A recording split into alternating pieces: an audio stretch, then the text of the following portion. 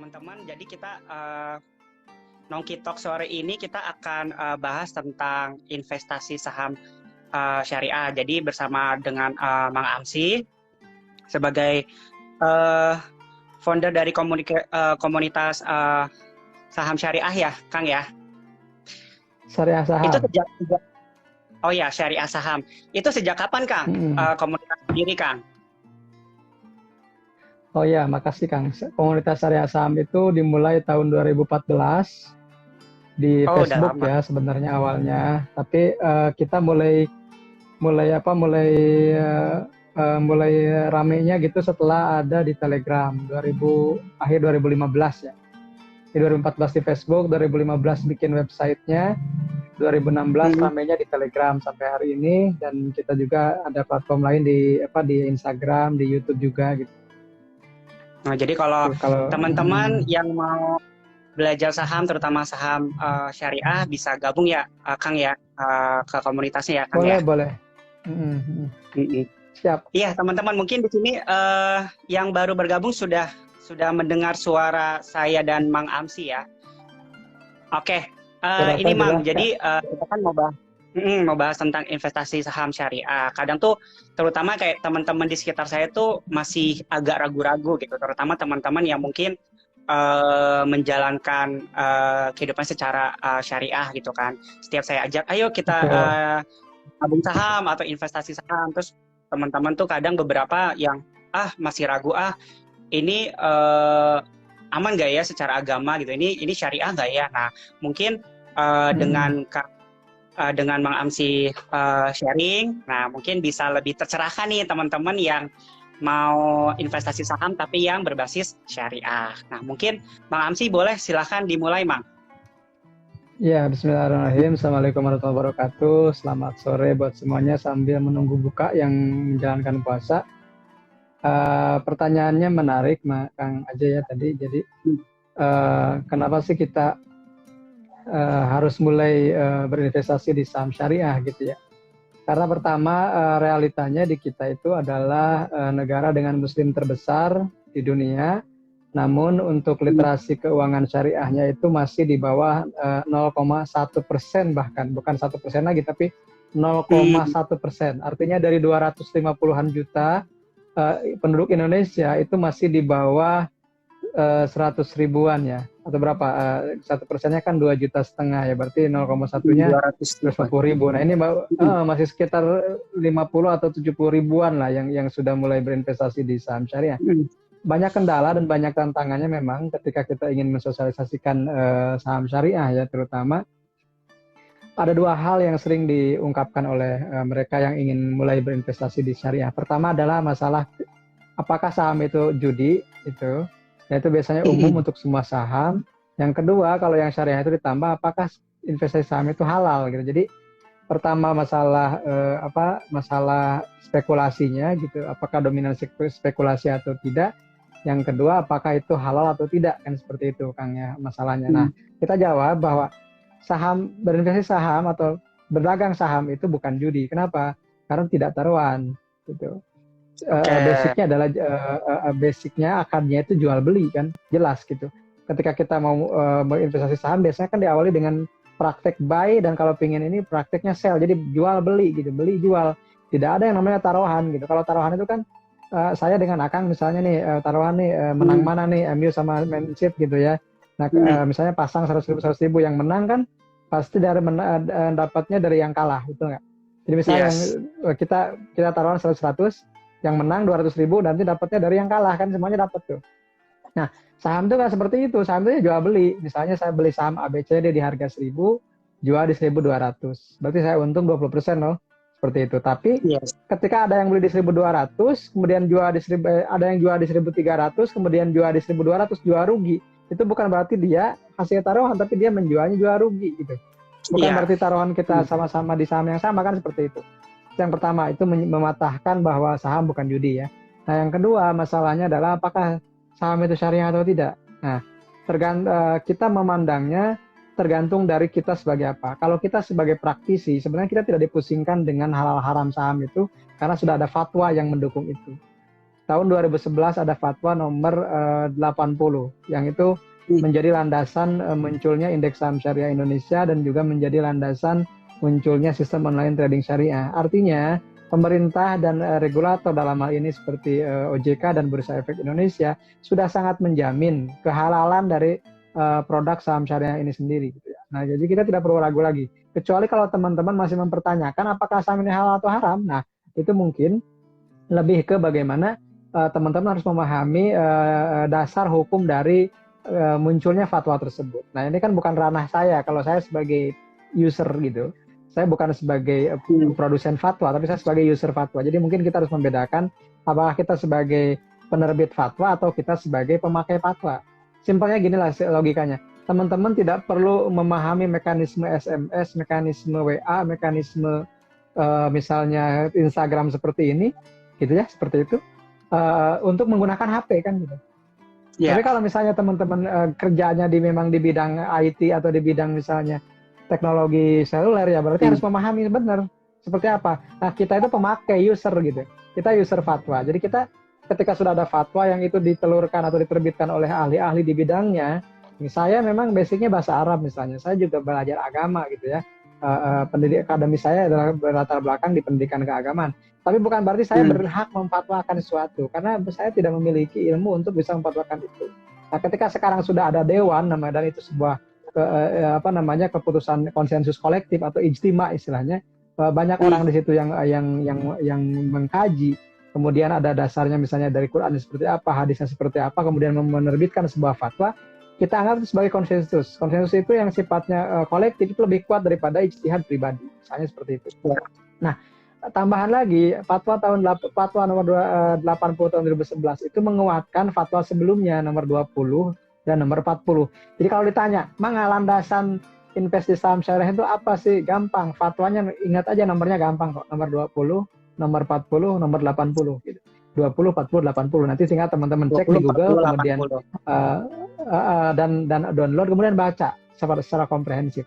Termasuk misalnya praktek transaksinya juga sudah diatur di nomor 80 itu. Jadi gini, ketika kita mengatakan saham syariah itu ada dua hal yang harus diperhatikan. Pertama, produknya saham syariah. Yang kedua, transaksinya sesuai syariah. Ada dua hal yang harus diperhatikan. Jadi teman-teman boleh saja menggunakan katakanlah broker yang belum ada SOTS-nya, belum ada sistem online trading syariah. Tapi asal mengindahkan dua hal tersebut, maka kita sudah disebut sebagai investor saham syariah. Pertama, produknya yang kita beli adalah saham syariah. Kedua, cara bertransaksinya kita menggunakan transaksi yang dibolehkan secara syariah. Jadi menjawab pertanyaan tadi, di negara kita tidak perlu ragu lagi bahwa sudah ada regulasi dan sudah ada fatwa. Jadi regulasinya dari OJK, fatwanya dari DSN MUI, semuanya itu sepakat untuk membolehkan transaksi saham syariah. Seperti itu, Kak.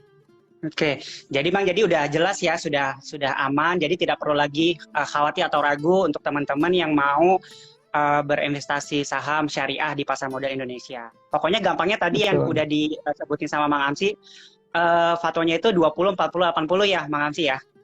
Iya, nah, betul, nanti tinggal itu udah mudah aja.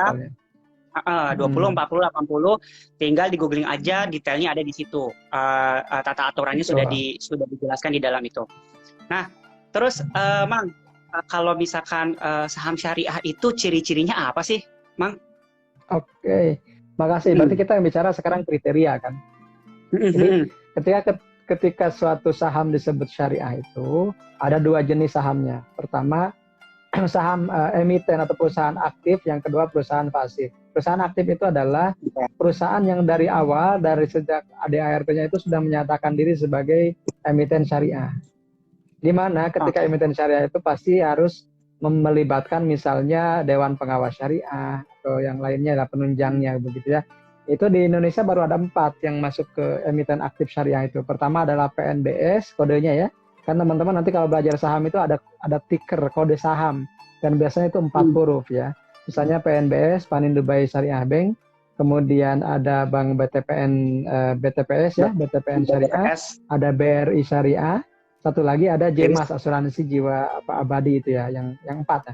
Sisanya, jadi gini teman-teman. Per 15 April kemarin yang termasuk saham syariah itu ada 445 emiten. ada 445 emiten dari 690 yang terdaftar di Bursa Efek. Artinya 64% efek saham syariah, saham di Bursa Efek itu adalah syariah, dinyatakan syariah. Nah, dari 445 saham itu 4 menyatakan aktif. Jadi maksudnya secara ADART-nya sudah jelas syariah. Nah, yang 441 lagi itu bukan dia menyatakan diri sebagai emiten syariah, tapi dinilai oleh pihak ketiga. Nah, pihak ketiga ini adalah OJK dan DSN MUI. Berdasarkan peraturan OJK, berdasarkan fatwa MUI, akhirnya diputuskan bahwa ini masuk syariah atau tidak. Nah, yang 441 saham ini itu di review setiap 6 bulan sekali. Nah, 6 bulan sekali itu bulan Mei dan bulan November. Mei untuk efektif 1 Juni dan November untuk efektif 1 Desember. Jadi dalam setahun kita mengalami 2 kali peninjauan ulang, review ya. Nah, kriterianya yang ditentukan oleh OJK itu yang pertama, jadi screeningnya itu seperti corong, Kang. Corongnya. Jadi pertama di screeningnya itu bisnisnya dulu, nature bisnisnya gimana, core bisnisnya seperti apa. Tidak boleh melibatkan perjudian, tidak boleh dagang rokok, tidak boleh jasa perbankan konvensional atau ribawi, itu kan dari awal udah diseleksi. Nah, ketika sudah lolos dari screening awal bisnisnya, maka di sini kebanyakan yang nggak lolos itu adalah saham-saham sektor keuangan atau finance gitu. Apakah itu perbankan, apakah itu asuransi, apakah itu sekuritas ya. Jadi di situ cuma 4 yang lolos. Nah, kemudian setelah lolos bisnisnya, kita screening lagi dengan utang. Rasio utang yang berbasis ribanya itu tidak boleh lebih dari 45% dari total aset.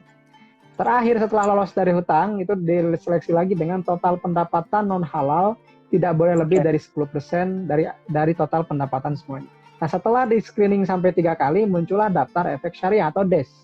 Daftar efek syariah inilah yang menjadi landasan pembuatan atau penerbitan Indeks Saham Syariah Indonesia atau ISI sejak tahun 2011. Perlu diketahui oleh teman-teman, indeks saham di kita yang syariah itu ada 3. Yang pertama JII, Jakarta Islamic Index, sejak tahun 2000. Sudah ada 30 saham yang paling liquid, yang paling besar kapitalisasinya. Kedua, ISI, terbit 2011, banyaknya berubah-ubah setiap periode, kadang 400, kadang kurang, tergantung jumlah hasil screening. Ketiga, JI 70, terbitnya tahun 2018, hanya 70 saham yang paling liquid, syariah yang paling liquid ya. Jadi kalau kita buatkan sebuah himpunan gitu ya, stock universe-nya atau himpunan sahamnya itu, IHSG itu paling banyak gitu, semuanya IHSG. Kemudian dikerucutkan lagi menjadi ISI. Katakanlah 445 tadi. Kerucutkan lagi jadi 70, namanya JI 70. Dikerucutkan lagi menjadi JI 30 yang cuma 30 saham berkapitalisasi besar. Nah, itu Mas Kang. Berarti semakin mengkerucut itu semakin menandakan semakin bagus, atau itu menandakan apa, Amang? Karena kan tadi kan kayaknya kalau misalkan tadi JI 30 terus dikecilin lagi dari JI 70 dikecilin lagi jadi JI 30 kan. Nah, berarti kan sebenarnya kalau kenapa itu semakin mengkerucut gitu? Apa sih indikatornya? Apa memang secara kenapa dikerucutin lagi menjadi JI 30? Oh, karena ini yang paling bagus, 30 saham JI paling bagus, atau gimana, Mang? Oke, bagusnya relatif ya, Kang. Jadi kadang ada bagus menurut Akang, tidak bagus menurut saya gitu. Tapi yang jelas indeks itu dasarnya adalah kalau JI 70 itu berdasarkan likuiditas, transaksi, dan juga kapitalisasinya. Jadi kalau teman-teman nanti mengenal di istilah saham itu ada likuiditas. Likuiditas itu bagaimana saham tersebut diperdagangkan setiap hari, berapa miliar per hari, berapa puluh miliar per hari gitu, atau cuman jutaan rupiah, atau bahkan tidur. Saham tidur gitu. Saham tidur itu nggak masuk JI 70 gitu kan. Kalau yang konvennya kan ada Kompas 100 dan LQ45 misalnya.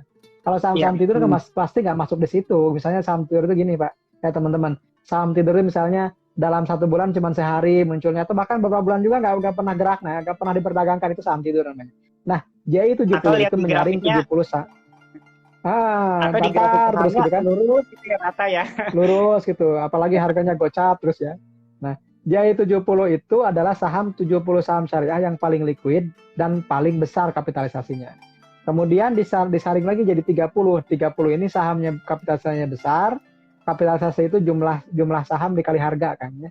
Nah, kemudian juga likuiditasnya tinggi, artinya setiap hari bisa miliaran, di atas 1 miliar atau 5 miliar bahkan. Artinya gini teman-teman, kalau teman-teman uangnya kayak saya masih recehan, itu diisi mungkin bisa masuk gitu ya. Tapi kalau kayak Kang Aja misalnya uangnya sudah puluhan miliar kan nggak bisa masuk di saham kecil gitu. nggak bisa masuk. Misalnya nanti susah susah beli, susah jual juga. Jadi jadi ada risiko likuiditas dalam saham itu. Tidak hanya misalnya apakah perusahaannya bagus atau misalnya gini, teman-teman. Teman-teman pasti kenal Bayan Resources misalnya, saham batu bara lah kalau yang mengenal. Saham batu bara, Bayan itu kapitalisasinya besar tapi nggak likuid, makanya nggak masuk LQ45, nggak masuk JI gitu. Atau misalnya SMMA itu holdingnya grup Sinarmas kalau yang non syariah itu gede sekali kapitalisasinya tapi nggak masuk LQ45. Kenapa? Karena nggak likuid. Jadi tidak selamanya yang kapitalisasinya besar masuk di indeks-indeks utama gitu. Kenapa? Karena nggak likuid. Kenapa nggak likuid? Karena biasanya nggak likuid itu karena saham yang dilepasnya kurang dari misalnya 20% atau bahkan ada cuma 5%.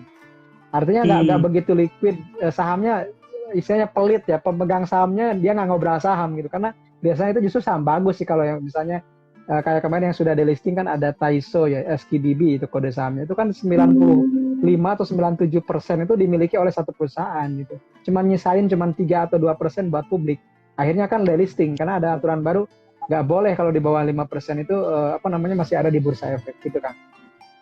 Oh, oke. Jadi Mang Amsi, kalau misalkan teman-teman mau mulai beli saham syariah, patokannya cari aja yang indeksnya JII, ISI, JII 70 dan JII 30 ya, Mang ya? Betul, itu yang paling mudah. Ya, itu indeks-indeks saham syariah yang ada di pasar modal Indonesia. Jadi teman-teman tinggal googling aja tuh list-listnya apa aja. Jadi saya ulangi, JII, ISI, JII 70 sama JII 30 ya, Mang ya? Iya. Iya. Di syariah saham biasanya update kita kan. Jadi blog kita itu kalau ada update, kalau ada updatean misalnya indeks saham syariah, kita langsung membuat postingan yang terbaru misalnya. Ini ada updateannya, silakan linknya ke sini. Jadi biar kita lebih cepat aja ngasih informasi ke teman-temannya. Oh, oke. Jadi bisa cek juga ya di Instagramnya Syariah Saham ya? Di Telegram, di website Telegram juga syariahsaham.com bisa. Okay. Baik. Nah, terus tadi udah bahas indeks saham syariahnya. Nah, Kang, kalau misalkan saham syariah nih, kalau di tradingin boleh nggak, Mang? Ini lebih cocok, saham syariah ini lebih cocok buat investasi jangka panjang atau boleh juga di tradingin, Mang? Siap. Dua-duanya bisa ya, dua-duanya bisa. Kenapa? Karena tergantung sahamnya, Kang, tergantung sahamnya. Jadi bahkan kalau saya harus jujur, saham syariah itu lebih cocoknya di trading kan. Kenapa? Karena tiap 6 bulan berubah.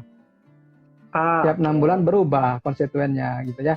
Jadi makanya kan teman-teman suka ada yang protes, Mang sekarang WSKT kok gak masuk syariah, kemarin masuk syariah. Mang sekarang JSMR justru masuk syariah, tapi kemarin enggak. Mang Pegas sekarang masuk, kemarin enggak. Ya itulah saham syariah. Kenapa? Karena lihat rasio utang. Kalau rasio utangnya misalnya sudah di atas 45% kan pasti otomatis dikeluarkan dari daftar efek ya. Akhirnya saya berpikir sih saham syariah memang lebih cocoknya untuk didagangkan. Dan kalau ada yang nanya misalnya memang boleh nggak?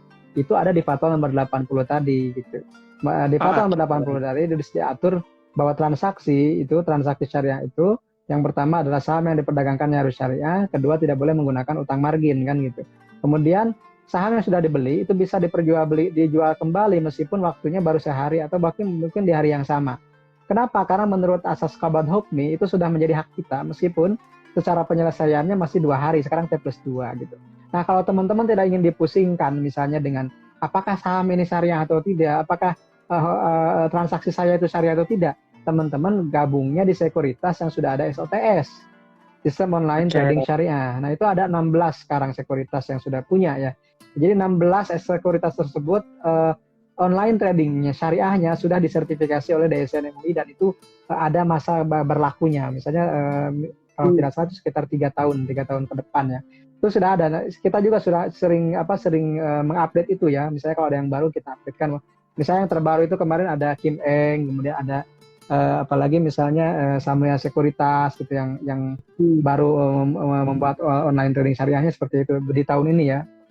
Nah, kalau di sistem online trading syariah, ketika kita beli katakanlah saham BBCA, maka kita langsung ditolak oleh sistem di reject gitu, langsung muncul di situ misalnya saham yang Anda beli tidak masuk saham syariah gitu. Atau misalnya kalau kita itu yang pertama, jadi kalau kita beli saham non syariah itu pasti ditolak oleh sistem, nggak bisa dibeli.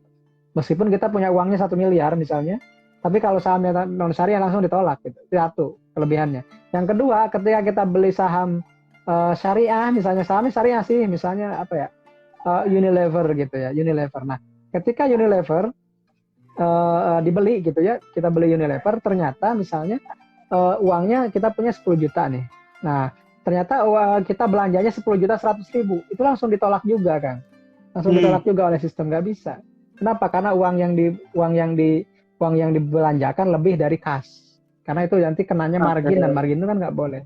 Jadi kalau kita sudah menggunakan sekuritas yang SOTS, nah, yang sekuritas yang SOTS itu kita tidak akan dipusingkan lagi dengan memilih saham, dan tidak akan dipusingkan lagi misalnya dengan transaksi yang non syariahnya, gitu kan. Oh, jadi kalau misalnya teman-teman yang sudah yang mau mendaftar di sekuritas, nanti tinggal request aja ya, saya mau akun yang syariah ya Mang ya. Jadi udah otomatis kalau misalkan kita tanpa sengaja ngeklik buy saham perbankan gitu ya, terus sudah otomatis tuh udah kayak alert, kayak ini ya, kayak alert bahwa ini saham non syariah, jadi tidak bisa dibeli karena menggunakan akun syariah. Seperti yang seperti ini di Debahiyah ya, dia punya akun sekuritas, terus ada pembedanya gitu. Kalau misalkan dia beli saham yang non syariah, terus muncul ayat-ayat ekonomi gitu kan. Seperti itu, ya. Nah, lalu Kang, oh ya teman-teman di sini yang lagi join, kalau misalnya ada pertanyaan langsung di chat aja ya, nanti bisa langsung dijawab sama Mang Amsi. Terus tadi Mang, kalau misalkan tadi kan kita masih ngebahas yang saham syariah boleh ditradingin. Nah, ada nggak jangka waktu terkecilnya Mang? Misalkan kan ada yang kayak scalping, terus yang mainnya cuma tick atau mainnya cuma menitan, itu tetap boleh atau misalkan ada minimal waktu yang bisa ditradingkan, Mang, untuk saham-saham syariah?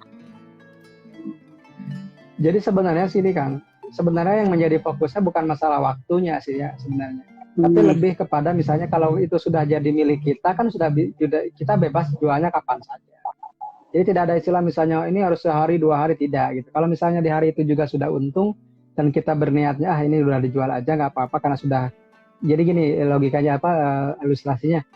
Kalau misalnya saya bawa barang gitu, saya dititipin saya beli sayuran lah gitu ya, untuk dijual lagi di hari itu, gitu kan. Nah sayuran itu kan kalau nggak dijual sore mungkin busuk, maka semakin siang biasanya harganya semakin murah, dan itu kan dalam sehari. Jadi anggap saja bahwa saham itu seperti kita jual beli sayuran, jual beli telur atau apa yang bisa dalam sehari itu habis, tidak masalah, karena yang dilihatnya itu bukan masalah hold periodnya atau bukan masalah berapa lama kita pegangnya, tapi yang fokusnya cuma 2 gitu. Fokusnya cuma 2. Apakah sahamnya syariah? Yang kedua, apakah transaksinya sesuai syariah atau tidak gitu. Nah, masalah periodnya tadi yang bisa meminimalisir misalnya spekulasinya itu ya kita tahu sahamnya. Oh, saya beli MNCN itu saham media. Oh, saya beli misalnya BTBA itu Bukit Asam batu bara. Nah, kalau misalnya kita bisa memahami itu saja, itu menghindarkan kita dari spekulasi tentang saham. Tapi kalau kita cuma ikut-ikutan, saya beli saham apa ya? Kayak dulu Kang, saya pernah punya pengalaman lucu. Tahun 2013 ke 2014 itu 2014 ketika Bu Susi diangkat menjadi Menteri Kelautan. Bu Susi menjadi Menteri Kelautan. Maka saham-saham maritim itu melonjak gitu. Tempuran Mas lah, Temas, kemudian misalnya Soci, kemudian misalnya apalagi banyak saham-saham pelayaran itu naik pesat gitu ya. Karena ada optimisme bahwa ketika Bu Susi jadi Menteri Kelautan ini akan dunia maritim kita akan maju kan, seperti itu. Ternyata ada orang yang iseng itu beli LTLS. Beli aja LTLS. Karena ini lautan luas, beli gitu. Beli LTLS, tapi Akang tahu nggak LTLS itu saham apa? Ada yang tahu nggak? LTLS tahu? Itu saham kimia. Oh, jualan kimia, cuma namanya lautan luas. Nah, karena ada sentimen pelayaran, orang pada beli gitu. Makanya saya kaget kok ini ujung-ujung naik ya saham. Ini ada hubungannya apa? Ini saham kimia loh. Oh ternyata karena ada kelautan, ikutan lautan luas. Coba cek. Kalau Kang nggak percaya, lihat chartnya tahun 2013-2014 tuh. Itu kalau yang saya karena saya tahu hampir semua saya tahu saham itu bidangnya apa, namanya apa. Saya nggak pernah tertipu misalnya, oh itu lautan luas, meskipun namanya lautan luas, tapi itu sahamnya saham perdagangan di bidang kimia gitu. Sama Akra, sama mirip-mirip sama kayak Akra lah gitu, perdagangannya seperti itu. Tapi kan itu lucunya, karena rumor itu orang ikut-ikutan. Nah kalau karena ikut-ikutan seperti itu bukan sebagai investor ataupun trader saham, tapi sebagai spekulan. Itu yang nggak boleh. Jadi untuk meminimalisir spekulasi itu minimal kita tahu lah nama sahamnya apa, di bidang bergerak di bidang apa, itu sudah setidaknya itu menghindari kita dari sekadar spekulasi. Seperti itu kalau saya sih Kang, seperti itu. Oke, Mang, di sini ada beberapa pertanyaan, Mang, dari viewer kita, dari Debahia. Aku mau nanya, pas top Boleh. up ke rekening saham hari Jumat, kenapa saldo masuknya suka lama pas hari Seninnya? Oh, ini kayaknya mungkin bisa langsung tanyain ke customer service sekuritasnya ya, Sekuritas, Mang. betul. Atau begini, mungkin itu biasanya sih berbeda bank. Misalnya kitanya banknya bank BCA, itunya bank Permata. Misalnya ada satu hari kan, ada satu hari penyelesaian transaksi. Atau misalnya store-nya pas setelah jam berapa? Jam 3 sore, biasanya kan seperti itu. Tapi dihitungnya jadi besoknya. Kayak reksadana kan gitu, kalau lewat jam 11 hitungnya ke besok. Mungkin seperti itu sih Baru teknisnya. besoknya diproses. Ya. Betul. Kang, tolong kasih pengalaman dan motivasinya orang yang sukses berinvestasi saham. Wah, itu jangan saya kan bukan sukses, saya sukanya loss gitu ya. Dari Muhammad Abdul. Kayaknya Pak Abdul itu dari gimana? Oke. Iya. Gini aja sih Kang. Di saham syariah yang membedakan itu, jelas suara saya nggak? Masih jelas? Terdengar jelas Mang. Jadi kalau di saham syariah itu yang penting, kalau di saham biasa itu kan cuma dua keuntungannya, capital gain dan dividen. Kalau di saham syariah, saya memberikannya ABCD. ABCD itu A-nya amanah, B-nya berkah, C-nya capital gain, D-nya dividen gitu. Jadi ini yang dua kualitatif, yang dua kuantitatif, yang dua ukhrawi, yang dua duniawi lah kalau istilahnya ya.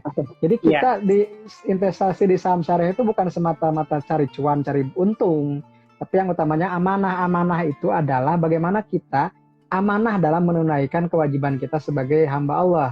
Dalam transaksi ekonomi, misalnya finansial, kita sedikitnya meminimalisir transaksi yang tidak diperbolehkan. Itu amanah. Makanya ketika kita memilih saham syariah, investasi saham syariah itu kita memilih produk-produk yang meminimalisir tindakan-tindakan yang tidak diperbolehkan secara hukum agama begitu. Amanah itu. Jadi tujuan utamanya bukan hanya cuan belakangan. Amanah dulu. Nah, setelah kita berusaha amanah di saham atau di transaksi investasi, kita akan dapat berkahnya. Berkahnya itu apa? Ketika kita nanti sudah untung, kita tidak hanya untung secara jangka pendek atau sifatnya untungnya secara material aja, tapi untung juga secara spiritual. Misalnya apa? Zakatnya, kemudian wakafnya, kemudian misalnya sedekah dari sahamnya, seperti itu. Itu yang lebih utama. Dan itu saya berusaha belajar mempraktekkan itu kan. Hasil-hasil dari saham itu bukan hanya untuk cuan pribadi, tapi misalnya ya kita punya madrasah, kita punya masjid, kita punya anak yang terlantar, kita punya anak yang harus kita kasih beasiswa, itu kita ambil dari situ, dari cuan-cuan saham tersebut. Baru setelah itu capital gain-nya, selisih harga jual dibanding harga beli. Terakhir dividen. Kenapa dividen terakhir? Teman-teman jangan tergiur dengan dividen. Saya mengatakan sejujurnya aja, dividen itu rata-ratanya 2,5%. Saya pernah meriset beberapa tahun terakhir, dividen perusahaan Indonesia itu tidak lebih dari deposito. Jadi kalau teman-teman cuma mengandalkan dividen saja, itu kemungkinan akan kecewa dengan saham, ya, terutama juga saham syariah. Tapi capital gain itu lebih diutamakan kalau bagi saya. Makanya kalau untung 20-30% itu akan saya jual. Kenapa? Karena itu sudah melebihi 10 kali lipat dividennya, kan seperti itu kalau saya. Jadi itu bisa berbeda pendapat. Jadi bagi saya tadi amanah, berkah, capital gain, dan dividen. Kemudian misalnya kalau dikasih motivasi, ya tadi, tujuan utama kita bertransaksi bukan hanya cari cuan atau cari dividen. C-nya cuan, D-nya dividen. Tapi utamakan tadi, kita itu berniat-niat. Kan gini lah. Ketika ada sesuatu yang dikerjakan diawali dengan basmalah, kemudian diakhiri dengan hamdalah, kan nilainya ibadah. Begitu. Nah, ketika kita mulai buka online trade, running trade, buka OLT, kemudian kita masukkan order beli dengan membaca bismillah, kemudian setelah match kita baca alhamdulillah, itu juga jadi tindakan ibadah. Meskipun gini Kang, di Al-Quran itu ya, di teman saya banyak ahli ekonomi di sini ya, mohon maaf kalau harus dikoreksi, saya mohon dikoreksi maksud saya. Di Al-Quran itu ayat terpanjang tidak bicara tentang ibadah ritual gitu. Di Al-Quran ada surah Al-Baqarah nomor 2 ayat 282, itu satu halaman penuh kalau Quran edisi yang 15 baris. Itu satu halaman penuh itu bicaranya tentang ekonomi, itu ayat terpanjang ya, 28 kalimat. Itu ayat terpanjangnya bicara tentang transaksi. Wahai orang-orang beriman, jika kamu berutang dengan seorang dalam tempo yang ditentukan, maka tulislah transaksinya. Itu membicarakan teknis transaksi dan akuntansi. Jadi ayat yang paling panjang di Al-Quran bicara ekonomi. Itu membuktikan bahwa umat Islam itu harus melek finansial, harus melek transaksi. Jangan mau ditipu oleh orang lain, jangan mau misalnya kita dijajah secara ekonomi orang lain, karena kita udah ada landasannya gitu. Cuma ini yang belum sadar gitu. Dan di hadis dikatakan kadal fakru ayakuna kufron. Terkadang ini jadi sekaligus menjelang buka ya, jadi kayak kultum ya. Iya. Kadal fakru ayakuna kufron gitu. Terkadang kemiskinan atau kefakiran itu bisa menyebabkan keingkaran, kekufuran. Fakir bisa menyebabkan kufur. Kenapa? Biasanya orang kalau udah kurang harta dia mulai berkurang keimanannya, mulai berkurang kesadarannya akan kekuasaan Allah, mulai akhirnya dia mencoba menggantungkan diri kepada manusia. Makanya menjadi kaya itu wajib sebenarnya. Kenapa? Di hadis lain dikatakan jangan sampai kamu menjadi beban bagi orang lain. Berarti kita harus mandiri ya. Jadi mandiri, belajar finansial, belajar transaksi itu sangat dianjurkan dan diwajibkan oleh Allah di Al-Quran dan hadis oleh Rasul begitu. Kemudian juga surah Yusuf ayat 47, pentingnya kita mempersiapkan masa krisis ketika kita sedang masa manis gitu, atau kalau kata Pak Budi guru saya itu kita harus mempersiapkan masa malang ketika kita ada di masa gemilang. Nah sekarang kan mulai muncul tuh, ada yang mungkin yang lagi viral itu 80 juta dipecat gak cukup, itu kan lagi viral ya. Ada yang cicilannya ratusan juta buat beli rumah yang mewah, akhirnya sekarang kelabakan, itu mungkin tadi gitu. Karena ketika dia masa gemilangnya belum mempersiapkan untuk masa malang. Cuma itu selalu bergilir. Di surat lain, di ayat lain dikatakan, dan kami pergilirkan waktu itu kadang naik, kadang turun, kadang ada di masa kejayaan, ada di masa kelemahan. Itu sudah menjadi sunnatul atau law of nature ya. Hukum alamnya seperti itu gitu. Kita harus mempersiapkan keduanya, gitu kan. Jadi kita sebagai umat muslim juga harus melek finansial juga ya, dan wajib, memang kita juga harus wajib kaya gitu ya, biar tidak menjadi beban bagi orang lain. Kalau nggak kaya mungkin zakatnya sedikit kan, sedekahnya sedikit. Iya benar ya, semakin kaya sedekahnya, zakatnya makin banyak ya, jadi makin berbagi berkah gitu ya sama orang niatkannya lain. Seperti itu, bukan buat kaya, tapi setelah kaya saya bisa membagi dengan banyak orang. Kalau saya punya doa yang saya gubah sendiri, ya Allah jadikanlah aku orang yang kaya dan dermawan, kaya yang bersyukur dan sabar yang dermawan gitu. Jadi kayanya itu harus rajin bersyukur, ketika dermawan harus bersabar. Dan itu saya merasakan kan. Ketika kaya harus rajin bersyukur. Kenapa? Karena kalau terus bersyukur, kekayaannya nggak pernah hilang, nggak pernah musnah, selalu mengejar-ngejar. Jadi kita nggak sibuk ngejar kekayaan, tapi kekayaan yang sibuk mengejar kita gitu pada akhirnya. Kemudian ketika sudah jadi dermawan, ujiannya adalah kesabaran. Kenapa? Karena kalau kita sudah dikatakan oleh orang itu disebut dermawan, semakin banyak yang mintanya gitu. Kalau kita nggak sabar kan lumayan bikin. Kadang kalau nggak ikhlas kan jadi gimana gitu ya. Disitulah. Jadi doa itu memang kadang diwujudkannya. Jadi gini, jangan gini. Saya ingin punya uang 1 miliar gitu. Tapi ubah coba doanya. Saya ingin bisa zakat 1 miliar. Nah, kalau kita ingin zakat 1 miliar, berarti uangnya 40 miliar dong. Karena kan 1/40-nya zakat harta itu. Zakat perdagangan kan 2,5% ya, 1/40. Jadi kalau kita cuma berdoa, ya Allah berikan saya 1 miliar, uangnya ya 1 miliar. Tapi kalau ya Allah berikanlah saya kesempatan untuk bisa zakat 1 miliar, itu jadi 40 miliar asetnya. Kenapa? Karena 1 miliarnya dari 40 gitu. 2,5%. Jadi ya kita harus bersyukur ya, Mang ya. Percuma kalau misalkan kita kaya, banyak duitnya, tapi kalau nggak bersyukur kayaknya kayak merasa nggak cukup gitu ya, walaupun duitnya udah banyak gitu ya. Iya. Jadi gini Kang, di Al-Quran itu ada ayat begini. Sangat sedikit hambaku yang bersyukur. Syukur itu barang langka gitu. Jadi kalau kita bisa bersyukur itu gampang. Caranya gampang, mengucap alhamdulillah, kemudian menggunakan barang itu dalam sesuatu yang diridhoi oleh Allah, dan tidak menggunakan harta itu untuk sesuatu yang dilarang oleh Allah. Itu saja bersyukur itu. Wah, semakin menarik nih ya. Dari Mang Amsi nih sharingnya. Ini kultum nih ceritanya. Oke. Iya. Gak apa-apa, Mang. Sekalian dakwah. Dari Widyasari _Salim. Kang, gimana daftar sekuritas syariah bagi yang stay di luar Indonesia? Apa ada pendaftaran online? Mohon penjelasannya, Mang. Nah, ini siap. Sekarang hampir gimana, Kang? Ya, lanjut, Mang. Ya sekarang kan yang 16 itu sudah bisa online. Namanya kan sistem online trading syariah. Artinya ketika sistem online, dari mulai pendaftarannya pun bisa online gitu ya. Atau mungkin ada sebagian memang yang pakai form yang masih tertulis. Tapi ada juga yang sudah pakai tanda tangan non basah. Tapi yang untuk syariah memang belum bisa semuanya seperti itu.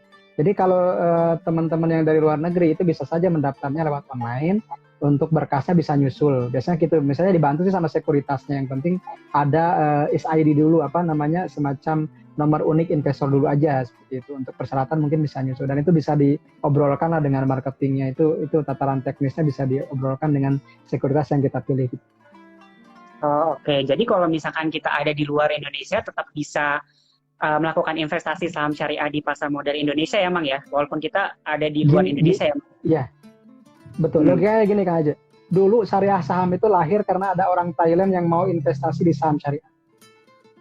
Jadi munculnya syariah saham itu karena kegelisahan saya pribadi ketika ada orang Thailand, calon doktor ekonomi Islam, mengatakan gini, Pak Amsi, saya mau ikut investasi di saham syariah Indonesia. Karena di negara kami belum ada. Dia berani bikin kitas, kartu izin tinggal sementara. Gitu, di Indonesia, supaya bisa dapat akun, bisa jual beli. Dia udah tahu, Mang, yang bagus itu saham Telkom ya. Dia cerita, saya di situ bingung, kok orang luar lebih paham atau lebih aware terhadap saham syariah kita. Masa saya diem sebagai warga negara Indonesianya? Dari situlah muncul syariah saham saya bikin. Meskipun waktu itu nggak rame, meskipun waktu itu saya banyak yang, buat apa sih Mang, itu pasarnya sepi, nggak rame gitu, buat apa? Saya bukan untuk pasar kok. Ya, anggaplah ini kalau jadi amal jariah saya misalnya seperti itu, maka tulisan-tulisan yang pernah kita buat, yang pernah kita share di syariah saham itu, dan saya nggak pernah kepikiran bikin komunitas waktu itu gitu. Saya cuma menulis-nulis aja yang saya suka, siapa tahu ada yang mau baca kan. Waktu itu yang baca itu per bulan mungkin cuma puluhan orang. Saya lihat di view-nya gitu. Kalau sekarang rata-rata per hari di atas 3.000, 2.000, 3.000 orang yang baca website kita kan. Kalau dulu kan cuma per bulan itu, bayangkan per bulan itu nggak sampai ratusan. Karena saking nggak ramenya saham syariah itu atau investasi syariah itu waktu itu. Gitu kan. Oke, Mang. Makin seru nih. Lanjut ke pertanyaan dari Mulyadi 7377. Bagaimana cara trading saham bagi orang kantoran, Mang? Nah, mungkin yang nggak ada waktu gitu ya, karena sudah sibuk di kantor, pengen trading saham. Bagi orang kantoran itu gimana, Mang? Trading saham yang dimaksud itu misalnya gimana ya? Misalnya kalau trading sahamnya scalping mungkin nggak bisa ya, karena kan harus mantengin terus running trade ya. Itu nanti berbahaya buat kerjaannya, nanti tradingnya cut loss, kerjaannya juga loss gitu ya. Nah, jadi kalau saya menyarankan kalau memang terpaksa ingin jadi trader atau pedagang saham yang sifatnya harian, mungkin Kang Mul atau Pak Mulyadi ini bisa menggunakan auto trading machine gitu. Artinya si settingnya itu kita gunakan ATM, auto trading machine, atau fasilitas misalnya lihat di sebagian sekuritas ada misalnya auto order. Jadi malamnya kita bisa set, saya mau beli di harga sekian, nanti berapa lot, kemudian nanti kalau sudah harga sekian saya jual. Itu kan bisa disetting. Jadi malamnya. Teman saya tuh dia nggak pernah lihat running trade, jadi jual belinya malam-malam gitu, memasang ordernya malam gitu. Dan nanti lihatnya malam lagi. Jadi dia pasarnya siang tapi dia kerjanya malam. Kenapa? Karena siangnya dia kerja gitu. Jadi dia memang tidak mengganggu ya. Nah itu manajemen waktunya tergantung masing-masing. Itu kalau trading saham yang harian. Nah kalau trading saham yang misalnya yang bulanan, itu kan kita bisa lihat misalnya polanya seperti rupiah cost averaging ya. Misalnya saya mau beli saham ABCD rutin setiap bulan, katakanlah di sekitar 2 lot, atau kalau mau hitungan lot, atau misalnya 1 juta per bulan, berapapun dapat lotnya.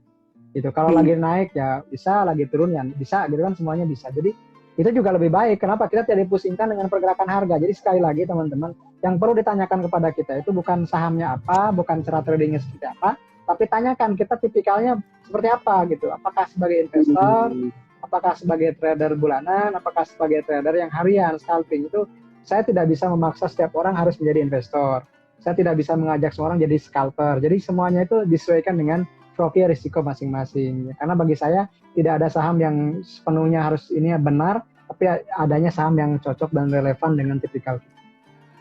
Gitu kan. Oh, jadi ada memang tidak bisa disamakan ya. Maksudnya dari kayak investor pun juga ada beberapa jenisnya ya. Misalkan kalau misalkan saya lebih cocoknya trading, ya udah trading gitu ya, Mang ya. Iya, betul. Terus berkaitan tadi sama yang otomatis order itu, kalau misalkan, jadi memang benar yang tadi Mang Amsi bilang ya, kalau jadi kita belinya belinya malam, jadi ketika jam kerja atau siangnya kita sudah aman gitu ya, nggak usah was-was ya, nggak Iya, usah khawatir normal lagi aja ya, kita Mang. kegiatan aktivitas biasa, ya. Jadi kalau misalkan angkanya nyentuh di angka kita jual pas di jam kerja itu udah otomatis gitu. Jadi kita tinggal terima Betul, notifikasi aja ya, Mang betul. ya. Sama kayak saya, kalau Iya, saya juga kalau saya mau beli beli saham pasti malamnya gitu ya. Kalau udah jam kerja dari iya, pagi sampai malam itu udah nggak nyentuh sama sekali gitu. santai Ketika aja. kejual Iya, betul. tinggal terima notifikasi ada itu kejual. Oke, lanjut. Ah, oh, akun sekuritas. Ini Kang, akun sekuritasnya apa Kang yang bisa auto order? Jadi Tadi rekomendasi yang sekuritas gabung ya itu Kang. yang gabung itu ada teman-teman dari sekuritas ya, ada head research-nya, ada head marketingnya, tapi saya nggak sebutin. Nah itu ada teman-teman yang gabung di kita itu saya tahu, saya kenal gitu. Tapi yang Iya. kalau saya ditanya, Mang pakai apa gitu ya, saya pakainya 3 ya. Tapi jadi saya nyebut merek dong, boleh nggak nih? Eh, nanti jatuhnya Cari aja lah. rekomendasi. Jadi mungkin di Nongki Saham ada lah, Nongki Saham nanti kasih rekomendasi lah, jangan saya. Jadi kalau saya pribadi ya memang dari dulu online-nya pakai satu sekuritas gitu ya. Dan itu ATM, nanti kategorinya gitu aja lah, ATM, auto trading machine, cari ya, atau trading machine gitu. Tapi di yang lain juga ada sih yang auto order dan yang lainnya. Saya kira setiap itu juga mengutamakan itulah dominan. Sebenarnya saya sih di tiga sekuritas. Dan terutama saya bukan remiser, jadi santai aja sebenarnya, saya harus cerita juga ya. Tapi kalau saya sebut nanti bagian Nongki Saham deh itu mungkin Nongki Saham punya rekomendasi ya. Kalau saya sih yang 3 itu yang sering saya pakai auto ordernya cuma 1, yang 2 jarang memang. Kenapa? Karena yang 2 ini akun invest gitu, yang 1 ya emang akun trading. Kalau saya pun ada waktu ya. Saya tuh bukan tipikal yang setiap hari bisa trading sih Kang. Jadi, nah sekarang kebetulan WFH ya, jadi emang saya setiap hari kadang ngeliatin running trade itu pun kadang nggak setiap hari juga gitu, karena saya sibuk kadang ngisi live Instagram, kadang ngisi Zoom untuk kelas online. Jadi ya tidak sepenuhnya juga lihat running trade gitu. Oh, satunya lagi untuk apa, Mang? Tadi kan Mang Amsi ada 3 sekuritas ya, 3 account berbeda. Nah, pertimbangannya karena yang satu buat trading, yang satu buat investasi, yang satunya lagi untuk apa, Mang? Ya, Jadi yang kayak satu pulsa buat keuangan. trading, yang dua kayaknya buat invest juga. Jadi gini Kang, yang satu buat trading Oke. saya, yang satu buat investasi saya, yang satu ada invest dari teman-teman yang nitip. Begitu. Jadi saya pisahin lah. Gitu. Saya kan tadi ya, salah satu untuk mencapai keberkahan itu salah satunya kita bikin ngumpulin dana abadi nih. Dana abadi umat begitu. Nah, dana abadi ini kita investasikan di berbagai instrumen, termasuk di pasar saham gitu. Misalnya kemarin kita pernah beli Kalbe Farma, kita beli Unilever, kita beli apa gitu. Hasilnya misalnya buat beasiswa lah, hasilnya buat misalnya memperbaiki madrasah yang mulai rusak. Kita ingin mengalir gitu. Jadi kita invest, niatnya juga karena tadi mempraktikkan amanah tadi, kemudian hasilnya kita investasikan lagi di yang lebih berkah gitu, bukan hanya sekedar buat beli yang sifatnya kebutuhan atau keinginan, tapi juga beli sesuatu yang wakaf abadi gitu, misalnya beli Quran, beli kebutuhan orang yang kurang mampu, seperti itu sih kan. Oh, jadi nanti hasil penjualan yang tadi investasi yang bersama itu untuk ini ya, untuk kebermanfaatan di masyarakat ya, Mang ya, untuk memberikan manfaat gitu. di masyarakat. Nah, terus Mang, oke, teman-teman boleh lanjut kalau misalnya ada pertanyaan, kita masih ada waktu. Sekarang kan kita lagi Mang, lagi masa pandemi. Terus di mana pandemi COVID-19. Nah, terus saham-saham tuh pada turun gitu. Nah, banyak teman-teman yang beragam lah ya actionnya. Ada yang mereka tetap hold, ada yang mereka nggak mau makin rugi, akhirnya dijual rugi. Nah, itu gimana sih? Mungkin Mang Amsi ada tips gimana cara kita mungkin menghadapi saat-saat seperti ini di pandemi COVID-19 ini gitu ya, agar kita mungkin berinvestasinya bisa tetap nyaman dan aman, Mang. Oke, jadi terima kasih Kang, pertanyaannya lumayan menarik dan kompleks dijawabnya. Jadi gini teman-teman, kalau lagi krisis gini lebih utama sih kita cash ya, itu satu. Tapi cash juga kan nggak bertumbuh gitu ya. Nah jadi strategi alternatifnya kita nyicil saja, nyicil di saham-saham yang memang secara valuasi atau secara harga juga masih menarik. Dan kita juga tidak bisa mengabaikan hasil riset-riset, misalnya dalam beberapa bulan terakhir setelah terkonfirmasi ada COVID-19 di negara kita, barang apa sih yang laris di pasaran gitu, produk apa sih yang diburu oleh masyarakat. Itu kan kita sudah bisa mendeteksinya gitu. Saya punya 2 riset, pertama riset Nielsen, kedua riset DBS Group. Dua-duanya itu sepakat bahwa dalam masa pandemi ini yang laris itu adalah kebutuhan pokok, yang berarti itu adalah barang konsumsi ya, konsumsi dan retail gitu. Nah, kita bisa sebut misalnya yang melonjak kebutuhan waktu di pandemi ini minyak goreng gitu, apalagi menghadapi puasa. Kemudian juga misalnya hand wash atau sabun ya, peralatan kosmetik, peralatan mandi lah gitu. Kemudian juga misalnya mie instan, karena negara kita pemakan mie instan yang lumayan besar di dunia gitu ya. Nah, kemudian juga farmasi, obat-obatan juga dibutuhkan kan. Dan yang terakhir adalah layanan rumah sakit serta layanan telekomunikasi seperti sekarang ini gitu. Jadi dari sektor-sektor itu kita bisa mengkerucutkan saham-saham apa yang menarik ya, yang menarik untuk ditabung. Kemarin Q1 2020 sudah mulai rilis sebagian. Dan kita bisa lihat grup besar sekaliber Astra Internasional saja itu mengalami penurunan pendapatan, mengalami penurunan laba. Astra ini hanya tertolong oleh lini bisnis pertaniannya yang melonjak. Astra Agrolestari memang melonjak, labanya hampir 900%, tapi yang lainnya itu menyusut, auto partnya menyusut, Astranya otomotifnya juga turun, United Tractors-nya turun, Astra Graphia-nya anjlok kan, seperti itu. Jadi grup besar Astra sekalipun mengalami penurunan. Dan di situ kita tinggal lihat lagi valuasinya, apakah Astra ini sudah murah atau masih mahal meskipun harganya sudah turun.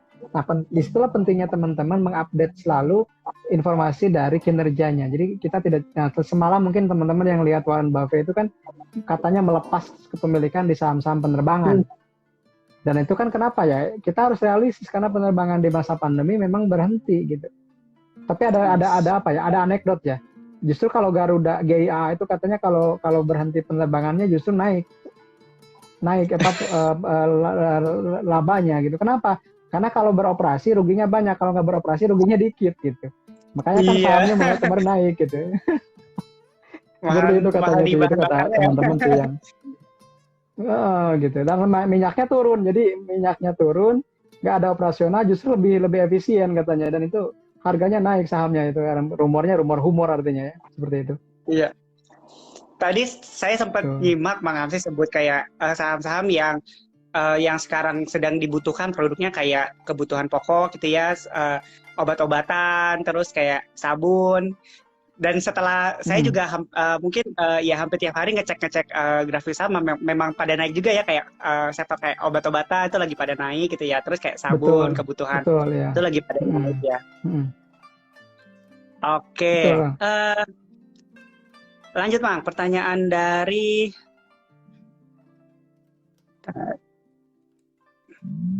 boleh. Ada tadi dari Faisal ya. Dari Faisal Ahsan. Mang mau tanya, kenapa ada emiten yang fundamentalnya baik tapi harganya turun terus? Contohnya WG. Oke. Gini Mas Faisal, jadi harga dengan kinerja kadang berbanding terbalik. Kenapa? Karena harga itu kan murni mekanisme pasar ya.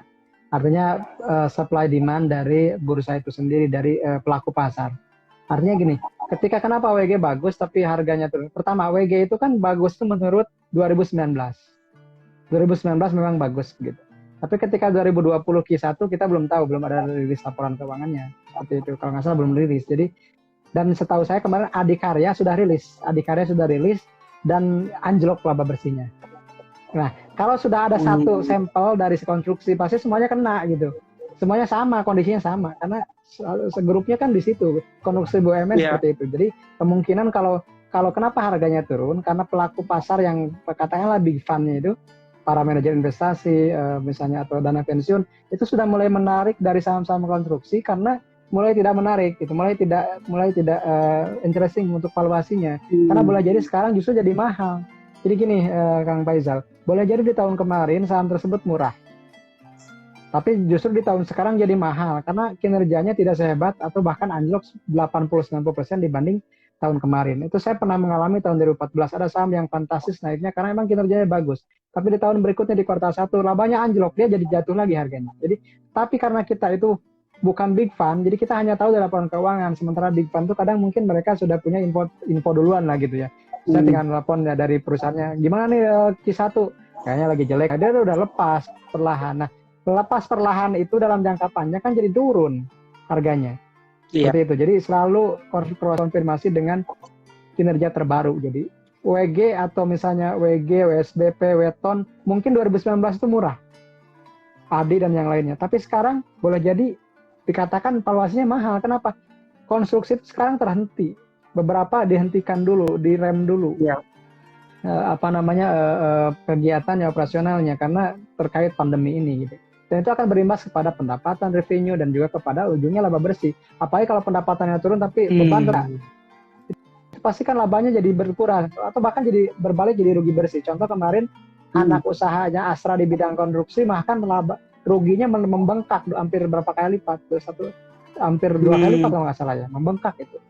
Akset Indonesia, ACST kode sahamnya. Itu kan anaknya UNTR, United Tractors, di bawah Astra, jadi grupnya Astra itu anjlok gitu, bahkan rugi. Itu sudah membuktikan bahwa konstruksi ini sekarang lagi ditekan dan kita tidak perlu misalnya kalau untuk jangka pendek tidak perlu memegang saham-saham itu gitu. Dibuang dulu atau misalnya jangan dulu mendekati saham-saham yang berbasis, kecuali kalau mau invest jangka panjang istilahnya nyicil dengan uang yang tidak banyak gitu, seperti itu kan.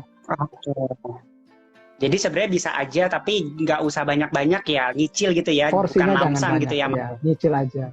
Betul. Oke. Lanjut dari Irfan Hadi Nursanto. Mang, dalam strategi investasinya, apakah ada saham yang disimpan selamanya sebagai core stock atau melakukan trading juga?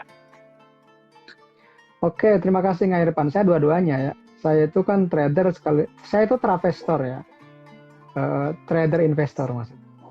Karena investornya saya cuman di mana ya, saya mungkin yang dipegang lama itu sekarang yang ditabung karena buat anak-anak sih di Garuda Food gitu ya. Terlepas apakah sudah kemahalan atau tidak, yang penting saya yakin kalau consumer itu pada akhirnya akan naik gitu ya, meskipun butuh waktu. Itu nabung sifatnya, saya nggak peduli sahamnya naik atau turun, saya nabung aja. Nah kalau mulai ada gelagat bangkrut ya saya jual gitu, harus cut loss, tidak masalah. Tapi kalau misalnya buat trading, saya gonta-ganti sahamnya tergantung momentum. Kayak kemarin lah, ketika Maret anjlok itu saya orang lain panik selling, saya panik buying di saham-saham yang pertama LQ45 syariah, kedua liquid, ketiga sudah jatuh melebihi tahun 2008. Saya beli 3 saham waktu itu, Kalbe Pharma, S Hardware dan Pegas. Dan semuanya sudah saya jual gitu ya. Semuanya sudah saya jual. Kenapa? Karena untungnya udah di atas 20%. Kenapa saya inilah logikanya. Deposito itu 5% per tahun, bersihnya 4%. Ketika saya sudah untung 20%, berarti sudah 5 tahun saya deposito. Kenapa saya lepas? Harus saya simpan lama kalau dalam 1 minggu sudah untung 25 tahun. Saya filosofinya seperti itu Kang. Kalau trading juga. Jadi kalau bagi saya trader investor itu bukan masalah apa ya. Dua-duanya sama kok. Investor itu yang lama, jangka panjang tetap aja prakteknya jual beli. Betul nggak? Berarti kan trader. Trader juga sama, dia nyimpen. Kalau bahasanya investor nyimpen, ya trader juga nyimpen. Ada yang nyimpen 1 menit, nyimpen 1 jam, nyimpen 1 hari, nyimpen 1 minggu, nyimpen. Ya dua-duanya kalau bagi saya tidak bisa tidak dikonfrontasikan. Kalau boleh itu sudah menjadi istilah yang lazim ya, nggak masalah. Investor long term, trader short term ya nggak masalah. Meskipun dua-duanya sih bisa dikompromikan kalau menurut saya seperti itu. Oke Kak, lanjut. Ada nih banyak juga nih pertanyaannya. Dari Gus Santoso, untuk saat ini lebih baik trading atau investasi, Mang? Bagi saya trading. Trading ya. Investasi nantilah. Lalu dari Q3. Kenapa? Karena ya. Terus? Iya, lanjut, Mang. Karena indeks belum, saya kira masih akan turun karena imbas coronanya belum terrefleksi di laporan sekarang. Mungkin Juli atau September lah seperti itu. Bukan meramal ya, tapi kemungkinan ya. Oke. Angga FDS, untuk emiten seperti otomotif, infrastruktur, dan lain-lain yang turun, Mang, jadi lebih baik cut loss dan menaruh di saham yang lebih profitable atau didiamkan saja menunggu harga naik lagi? Tergantung. Kalau dari awal niatnya sudah trading, harusnya sudah cut loss. Kalau udah niatnya beli saham Astra atau beli saham infrastruktur itu untuk trading, harusnya sudah cut loss karena sudah berulang kali menembus support kan kalau secara teknikal ya. Tapi kalau nginvest mungkin nunggu lagi harga nyicil di bawah. Jadi kalau misalnya perusahaannya bagus, fundamentalnya kuat, kita tidak perlu khawatir kok. Pasti ada pembalikan arah nantinya gitu. Cuman ya tadi cuma rugi waktu aja. Kalau saya sih tidak menyalahkan yang average down ya. Kalau di investasi average down itu nggak masalah. Tapi kalau di trader itu haram katanya kan gitu. Karena mendingan cut loss daripada average down. Tapi kalau misalnya di investasi dan niatnya untuk 10 tahun ke depan ya itu mungkin justru saat krisis seperti ini kan saatnya nyicil di bawah.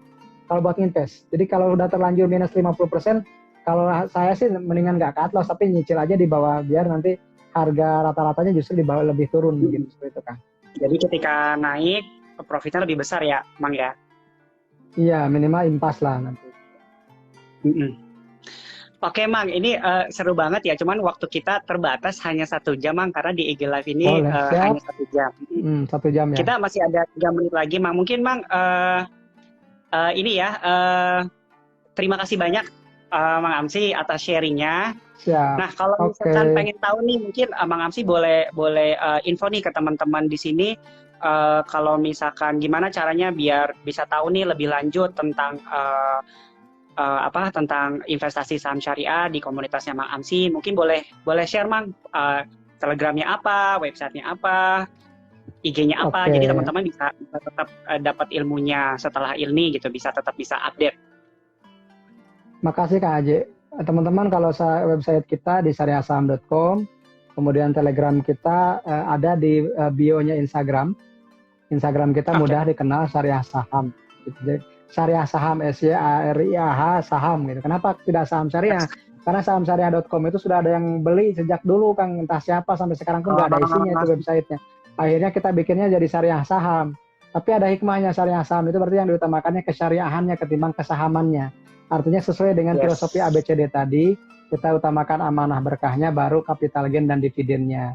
Itulah Syariah Saham. Syariahnya duluan, sahamnya belakangan, amanah berkahnya duluan, cuan dan dividennya belakangan. Seperti itu Kang mungkin dari saya. Terima kasih Nongki Saham juga atas inisiatifnya di sore ini.